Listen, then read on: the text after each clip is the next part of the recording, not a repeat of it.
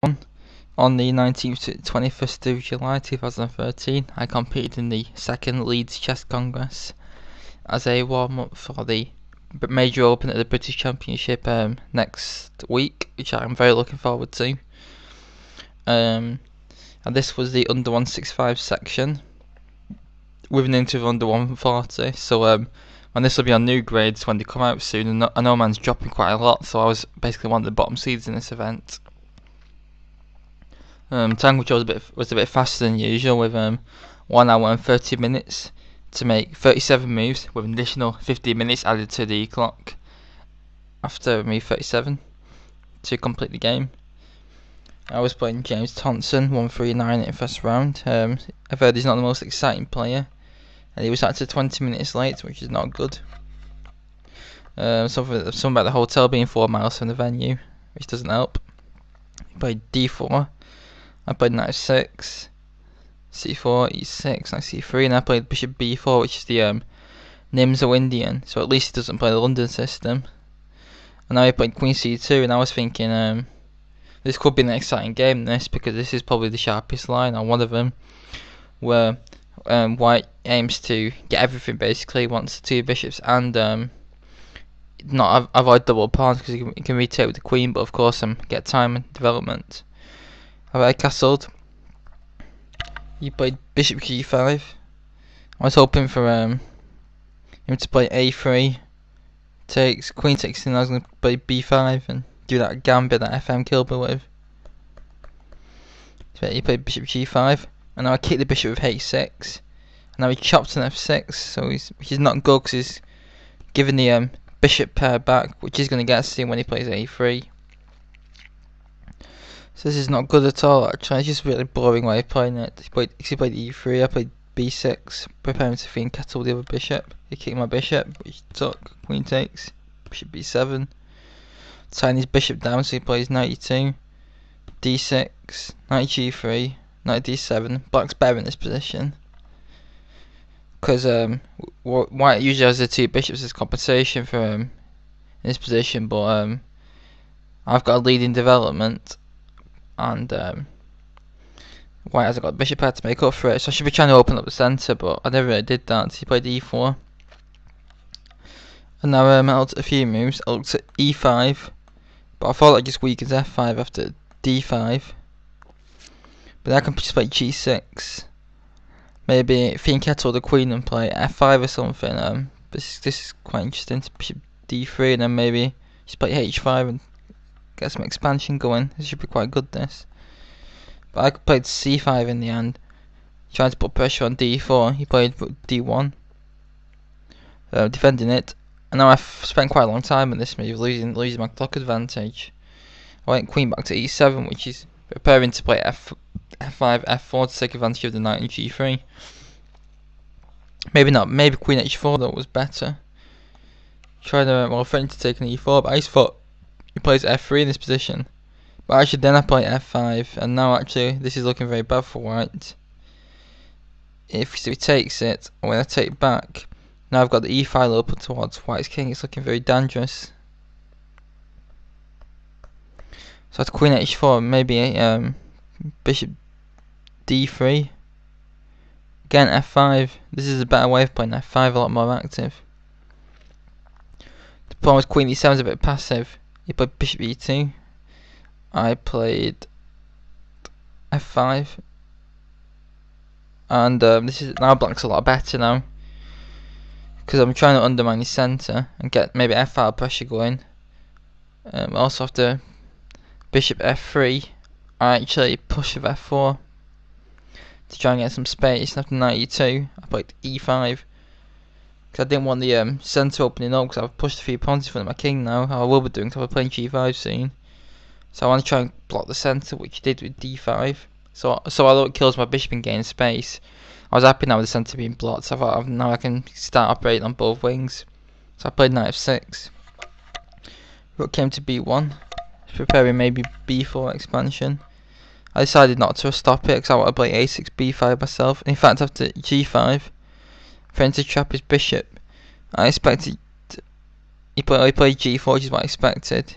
If he plays H3, I can play H5 and renew the threat, and after G4 this time, maybe takes King G7, and the fact that white hasn't castled is proving bad in this position, because now I'm going to get the H file. You play G4 straight away, trying to block it up as expected. It's very boring moves. But I played Queen D7, a nice little move which gains an important tempo, because now I'm threatening to take on G4, so after dealt with it with H3, I play B5 now, because my queen's supporting B5. So I've got my advancing before he has. I was looking at some lines of actually after G4 I was looking at actually sacking the pawn with B5. That was with maybe Benko style compensation. Oops, not that. And then A6. But I think he just plays B6. And although I'll probably be able to regain the pawn, I've not got any counterplay now. Probably something like A5. Preparing maybe Rook A6 takes B6, but then maybe H4. It's quite interesting.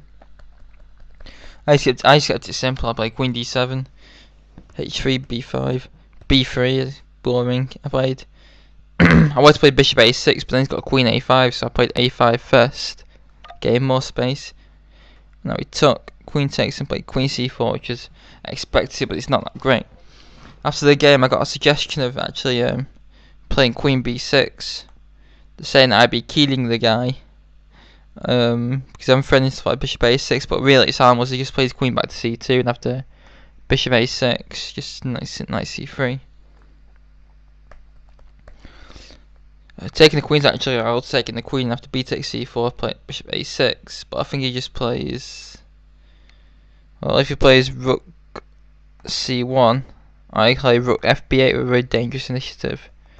So actually, his best is Knight C3, sacking the pawn after Bishop takes C4, Rook B6. That's what I was worried about. And now he's got some counterplay, but I can play Rook A6. So maybe I was jumping the shadows. If I was worried about Rook A6 in this Rook B6 in this position, Bishop takes C4. If Rook takes D6, then we play Rook AB8. And that passed. Oh, don't play Rook AB8. Rook FB8. We play Rook AB8 this time because that knight's hanging otherwise. And instead of white castles, we play Rook B3 and save Rook C1.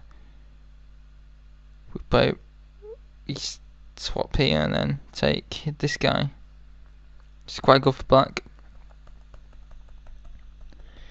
But I played Bishop A6. So if his best actually was to take the queen, which I thought was bad, because after Bishop takes B5, I'm now threatening Bishop D3. We can just play King D2. Say, and try this because it's quite. I think I should do this because it hangs the pawn. That I think I should play this because it's quite a block position. So I think my knight, I can get maybe a good knight v my bishop position. So I think it's still going to be good for black. But he played Rook C1, which is bad. And in fact, now I should have actually I played the best move. I played Rook FB8, just mounting up the pressure. And I had to force him to take the queen, and I took the rook. And now B3 is looking very weak. It's very backward. He has to play Rook C3 because if he plays Rook B1, this is bad because I play A4, and the rook is pinned. Not good. So he played Rook C3 dividing the pins. I played Rook AB8 and I played Knight C1. And now I missed a good move in this position. I was worried about him playing Bishop E2, swapping stuff off, but A4, which I did look at very briefly, is actually really strong. So he has to take it. Then we play Rook A5 and they alter all this. And what I missed was that I thought he just plays Bishop D1, but I missed it. The E4 point is hanging. He has to play Rook B3. And then to something like, we can just swap and King F7, and black's got a significant advantage in this position with strong central pawns, and white's A pawns are very weak.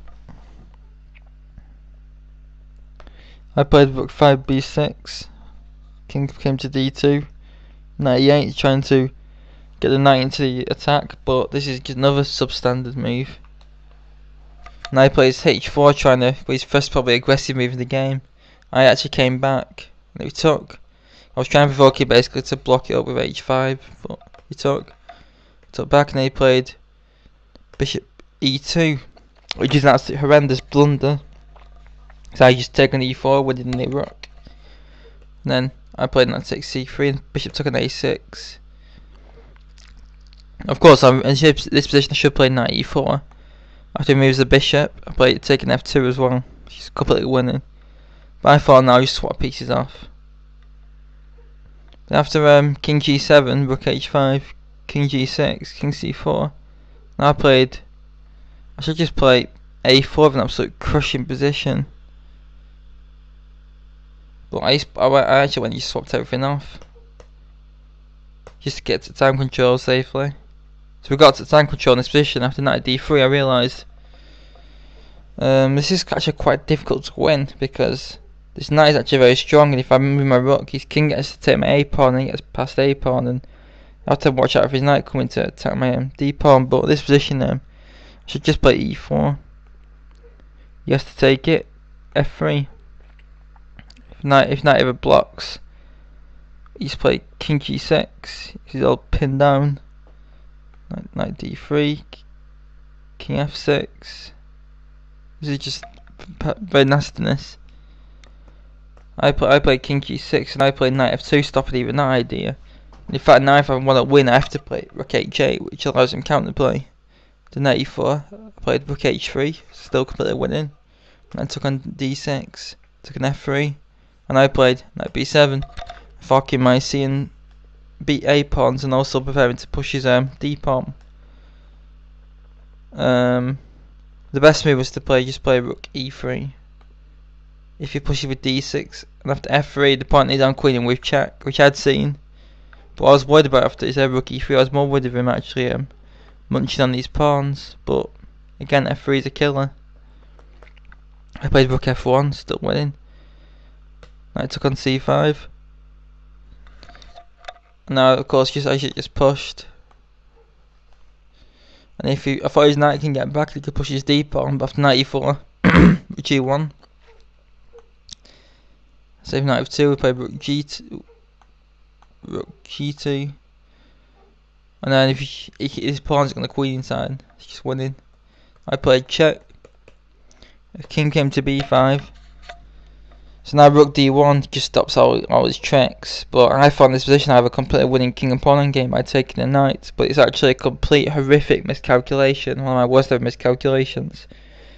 I thought after rook takes c5 check, I can get my king back in time to stop his d pawn, and I can queen my f pawn then, because my e pawn will cut his king off d4.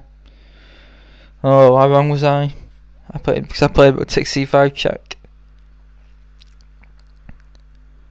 The problem is we both queen at the same time. I get an extra tempo, but it doesn't do anything. So of course there's nothing. Because now he plays king c6, and if I play king e8, he'll play king c7. So I was horrified at this point. Because there's nothing to do with this tempo, it's just a draw. If I play queen c1 check and win his a3 pawn, he'll just check me until there's no way I can escape the checks. If I try queen f6 check, then that loses. And black is toast. So I tried throwing in this check with some traps of skewers. If he plays like if he goes to d file up, I win with queen d3 check, but he just played king c7. Queen a7 checks. I decided just to but I was getting really short of time now. I was down to about 2-3 minutes. I played this, hoping to take it, but played check here. Took this pawn, now my pawn down instead of taking the g pawn. I tried to roll my e pawn, but because of the time pressure I missed it, just got this check and agreed to draw in this position. So a very disappointing game that. After playing so well all game, I had to let it slip with that blunder. Shows it's never over until the fat lady sings. But I hope you enjoyed this game. A very poor draw to start off with. But please leave any comments and thoughts. Thanks very much.